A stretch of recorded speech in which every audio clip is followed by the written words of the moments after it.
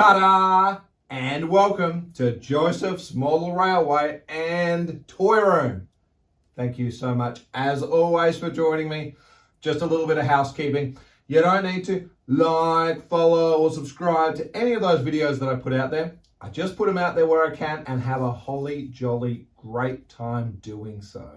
Well, welcome now. And we are now getting serious about the fiddle yard. In fact, so much so, we did a video earlier on, lights, camera, action, where we talked about illuminating the fiddle yard below. And the camera probably can't see it, but you see what I mean. So the whole idea here is that we wanted the ability to store 5 or 6 different rakes or consists of a locomotive and coaches, so I can bring them out and run them. And they travel around, up the ramp behind me, and loop over to Noodle Knocker Junction. So we tested, and you'll see in an earlier video, and I'm sure there'll be a link here somewhere in this description, where we did actually pre-test this during the build to make sure we've got what we need. We've been using this fantastic little gadget that can work out the percentage of incline. Remember, 1 to 4 is the maximum, and generally I've been trailing everywhere around about a 2 or a 3. I think it's 1.7 heading around the Noodle Knocker Junction loop and carrying on down. I think by the time we get down here, let's not guess, 2.8 to 3.2, thereabouts. There's some slight inconsistencies because of how that's going to happen. There'll actually be less because of the way it's going to carry on and link up, which is what we're talking about. Now, we're not going to do it in this video because there's a lot of work that needs to happen. So as a result, we'll break all the videos up as I always do. But today we're just going to talk about my plan of attack. Whether or not it's going to work or not, I don't know. But the whole idea is, as we come down, of course, I thought, well, we've obviously just got the plywood base. We are going to use our XPS foam board, which of course is 3 centimeters or about 30 millimeters thick, which means by the time I sit it down and we get the profile, it just sticks up a little bit, but that's fine. That gives a nice little height to work on. The other thing is, by the time we've done that, I've decided to go with the Woodland Scenics 3% incline. I only need 1 because we go down, and then we'll stage them all up. So we're going to use the 3%. It seems to be the fair compromise. So pretty much to about here is where we'll meet the styrofoam baseboard, and it should give me enough room to be storing about 8 standard type of MK2 coaches or something like that, which was always the thing. And so that's another thing about it as well. The locomotives and that don't really ever have to worry about pulling any more than 12 at most freight wagons behind them, maybe it's sort of tankers, little tankers or something like that. And or you'd be pulling up half a dozen of your sort of coaches, Suburban Blues or intercities, whatever they are, but your standard sized ones. So I don't really have a problem with that. That being said, the other thing we're going to be noodling over, I've purchased about 10 meters worth of the DCC Concepts power base. So these are just a series of thin metal shims that we just slide underneath the track.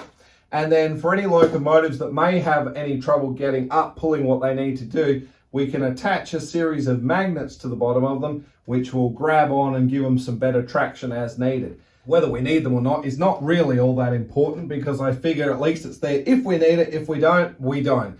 But while we're doing this, it's a good process. The other thing I wanted to talk about really briefly is once we come down, the track layout I'm going to be using Hornby set track here, not the Pico. So I've been using the Pico stuff all across the top, and I've done a video somewhere in this direction talking about Pico versus Hornby. The reason is, as I come down, it's probably just the simplicity of the Hornby track and the way it comes together, giving me the most logical amount of space with what I'm going to do. There's going to be no flex track here. It's all going to be straight off the shelf. So for example, the curve that links us up from this ramp coming around, this is just 4th radius curve from Hornby. This is just 2 sections that I've just joined up. That will sit there and in they go. Once it comes down, well, we've got plenty of Hornby points, so it'll just be the standard short Hornby points with the little extensions as needed. And when they hit that foam board, I may still put a little riser on them. It won't be ballasted or anything like that, but it may still have a little bit of cork or something underneath just to give it a little lift. But we're also going to be using the foam nails just to hold that track arrangement into place. That way, if I change my mind with something, it's really not a big deal. You just unhook out.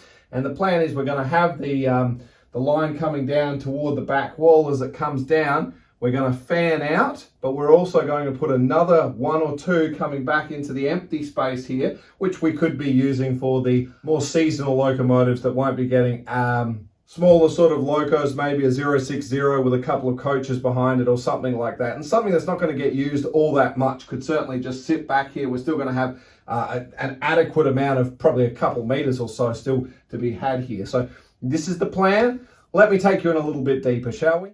Right, now I apologise I didn't do a more professional screen record and waggle my big mouse cursor so you can see what I'm talking about, but let's get started. On the right hand side, Faulty Towers Petroleum Depot where we've been working. Left hand side, Noodle Knocker Junction where the cricket is. And remember that's where the extra track wraps around, comes down, and now we are now going to come in and travel down that slope. And as we come and make the turn around to where we are, you'll notice I just marked it that this is of course our main line feeder to send the trains up or down accordingly.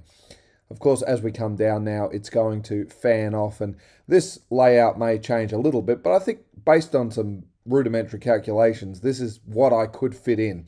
And basically where that point is, the first point starts splitting off, that is where our inclination concludes, or what have you, where the incline will start. So as a result, then the points can fan out, give or take as needed.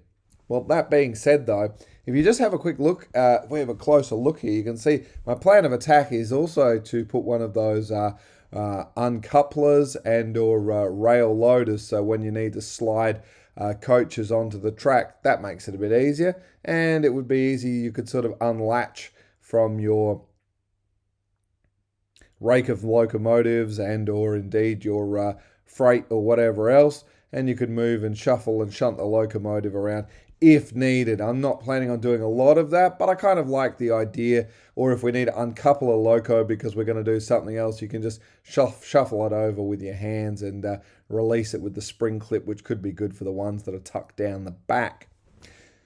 As you can see toward that left-hand side, I thought maybe some of the more seasonal type of locomotives or arrangements that don't get much of a run, they could be stored there just because I've got the empty space. But at least that's what I'd like to be doing on this one. All the points will be strictly manual. We're not going to automate anything. And I've got another surprise we're going to try and work through with that one. And of course, regarding the power, we're just going to I think I'm going to put maybe 3 or 4 of the Hornby digital power feeders. I don't know a whole lot between one and the other. They're the same price. However, from the Hornby forums, they have advised me that the one has a resistor, I think, or diode or something. I can't remember now to filter it out accordingly. Anyway, we'll get a couple of them, and just like we did on my very first layout, we'll just use the standard, what's just really a clever staple. We're going to use the little Hornby power clips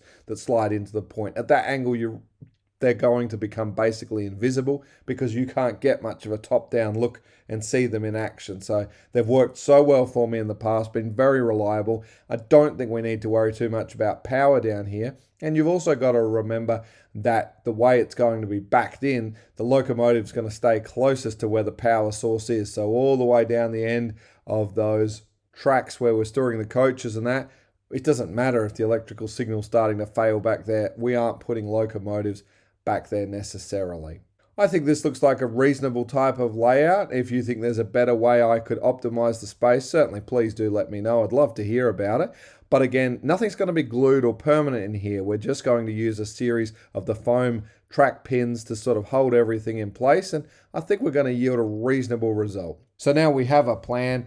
We'll get cracking in the next one on cutting up some foam board and laying a base material down, but that'll do it for this one. Well, girls and boys, ladies and gentlemen, as always, we're going to stop it right here. We're going to break it down into a few because otherwise they just get too long and boring. So you know the plan of what we're up to, and I have been quite busy at the moment. We've got our boards cut into shape. And of course, we have started to lay them. Of course, this is the best size I could get the matting that I wanted in, which means I had a little lip and I had to do it. This will be at the back, and we'll have some track and that'll sort of disappear. It's not 100% perfect, but it's better than nothing to sit it down on, and I think it will look good when it's all finally in place. But as always, that will do us. So thank you so much. In the next one, we'll go through how we get this green stuff done, and then we'll start working through how we're going to make it all join up. And I think the power base one we might just touch on in its own episode accordingly. So a few more to go, but we might keep mixing them up as we carry on. In the meantime, of course, it's a mess as Faulty Towers gets going over here and we're getting these boards done. But in the meantime, I did just want to point out to all of you that I have now just ordered the track. So we're going to have to wait on that anyway before we can continue on. But it is on its way. So until then, of course, you'll just have to keep safe until then. In the meantime, as always, please do stay safe, and I will look forward to seeing you in that next one. Toodles!